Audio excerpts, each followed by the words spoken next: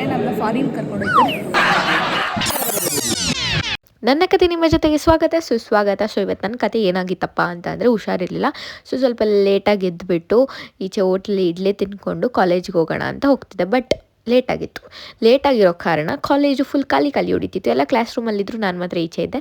So class ರೂಮ್ಗೆ ಹೋಗೋಣ ಅಂತ ಈಚೆ ನಿಂತ್ಕೊಂಡು ವೆಯ್ಟ್ ಮಾಡ್ತಾಯಿದ್ದೆ. ಹೋಗ್ಲಾ ಬೇಡವಾ ಅಂತ 1000 ಸತಿ ಯೋಚನೆ ಮಾಡಿ ದೆನ್ ಲೇಟಾಗೋದ್ರು ಲೇಟೆಸ್ಟಾಗಿ ಎಂಟ್ರಿ ಕೊಟ್ಟರು. ಬಿಕಾಸ್ ನಾನು ಹೋಗಿದ ತಕ್ಷಣ ಎಲ್ಲ ನನ್ನ ಮುಖ ನೋಡ್ತಾ ಇದ್ರು. ಈ ಥರ ನಮ್ಮನ್ನು ನಾವು ರೋಸ್ಟ್ ಮಾಡ್ಕೊಳ್ಳೋಕ್ಕೂ ಮೀಟರ್ ಬೇಕು ಗುರು, ಮೀಟರ್ ಬೇಕು.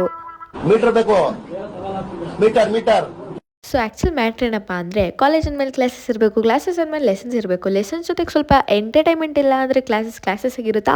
ಏನಂತೀರಾ? ಫ್ಯಾನ್ ಅದೇ ನಿಂಗೆ ನಾನು, ಏನಂದೆ ಇನ್ನೊಂದ್ಸಲ ಫ್ಯಾನ್ ಅದೇ ನಿಂಗೆ ನಾನು. ಹಂಗೋ ಹಿಂಗೋ ಮಾಡಿ ಮಾರ್ನಿಂಗ್ ಕ್ಲಾಸಸ್ ಮುಗಿಸ್ಕೊಂಡ್ವಿ. ಲಂಚ್ ಬ್ರೇಕ್ ಎಲ್ಲ ಮುಗಿಸ್ಕೊಂಡು ಮಧ್ಯಾಹ್ನ ಕ್ಲಾಸಸ್ಗೆ ಹೋದ್ವಿ. ಮಧ್ಯಾಹ್ನ ಕ್ಲಾಸಸ್ ಸ್ವಲ್ಪ ನಿದ್ದೆ ಹೊಡಿತಾ ಇರುತ್ತೆ. ಸೊ ಅದಕ್ಕೆ ನಾವು ತಮ್ ರೆಸ್ಲಿಂಗ್ ಆಡ್ತಿದ್ವಿ, ಸ್ವಲ್ಪ ಆ್ಯಕ್ಟಿವ್ ಆಗಿರೋಣ ಅಂಥೇಳಿ.